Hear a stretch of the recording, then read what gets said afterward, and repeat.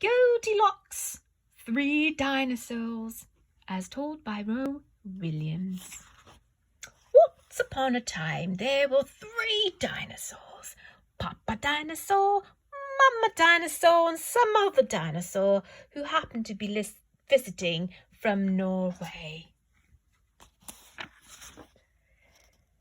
One day, for no particular reason, the 3 dinosaurs made up their beds, positioned their chairs just so, and cooked 3 bowls of delicious chocolate pudding at varying temperatures. "Oh boy," said Papa Dinosaur in his loud, booming voice.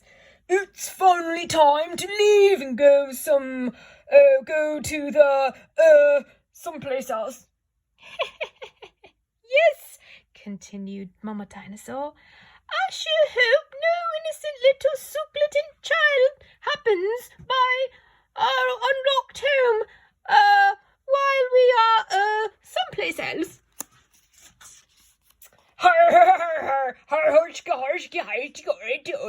said the other dinosaur, made a loud voice that sounded like a big evil laugh, but was probably just a polite Norwegian expression. The 3 dinosaurs went someplace else, and were definitely not hiding in the woods, waiting for an unsuspecting kid to come by. Sure enough, 5 minutes later, a poorly supervised little girl named Goldilocks came trapezing along. Just then, the forest boomed with what could have been a dinosaur yelling, "Gotcha!" But I'm sure it was just the wind. The loud noise was immediately followed by another loud noise that sounded like, "Be patient, Papa. Don't trap. The trap's not sprung." But that could have been a falling rock or a squirrel. Either way, Goldilocks was not upset by the little girl who listened to anyone or anything. For example, Goldilocks never listened to warnings about danger of burgling into strange, enormous houses. So as soon as Goldilocks came across a strange, enormous house, she barged right in. Inside, Goldilocks immediately smelled 3 bowls of delicious chocolate pudding. Said Goldilocks. "That chocolate pudding smells delicious. If only I could get all the way up to the top of that counter." Then Goldilocks noticed a very large ladder, and just happened to be there. Certainly wasn't left on purpose at all. Goldilocks climbed up the ladder and found herself face to face with 3 gigantic bowls of chocolate pudding. The first bowl of chocolate pudding was too hot, but Goldilocks ate it anyway, because, hey, it's chocolate pudding, right? The second bowl of chocolate pudding was too cold, but who cares about temperature when you've got a big bowl of chocolate pudding? Not her. The third bowl of chocolate pudding was just right, and Goldilocks was on such a roll by now she hardly noticed. Noticed what? Soon Goldilocks was stuffed like one of those delicious chocolate-filled little girl bonbons. By the way, are totally not favorite things in the whole world for hungry dinosaurs. Tired and groggy, Goldilocks noticed 3 chairs in the living room, so she climbed down the ladder and walked over to the kitchen.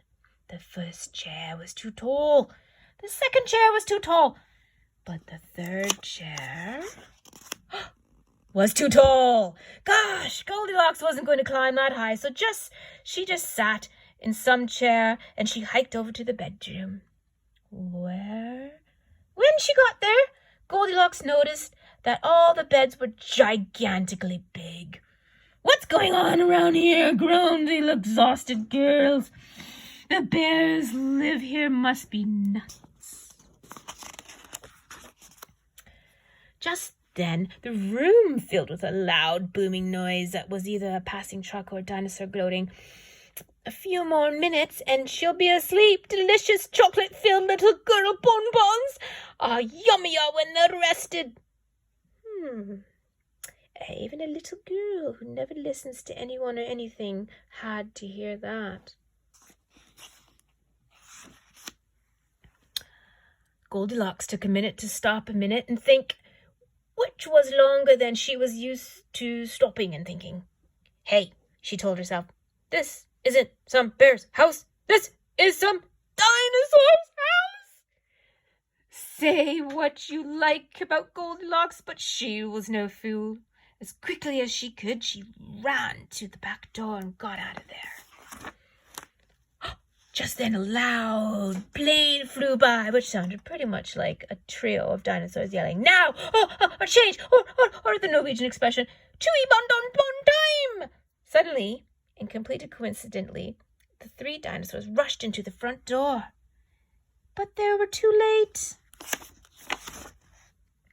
Goldilocks was gone, and all they left in the house were three disappointed dinosaurs. Oh, the end. But the moral of the story, if you ever find yourself in the wrong story, just leave.